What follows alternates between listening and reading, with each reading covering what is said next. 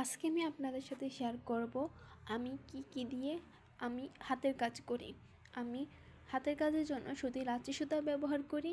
এটা খুবই সুতার কম টাকায় অনেক বেশি সুতা পাওয়া যায় এবং এটা দিয়ে কাজ করলে ড্রেসের দাম অনেক বেশি বাড়ে না, কিন্তু ডিএমসি বা অ্যাঙ্কর সুতা অনেক বেশি দাম, কিন্তু সুতা কম পাওয়া যায়। এই সুতাটা বেনি করা থাকে, বেনি খুলে মাঝখান দিয়ে কেটে তারপর ব্যবহার করি আমি।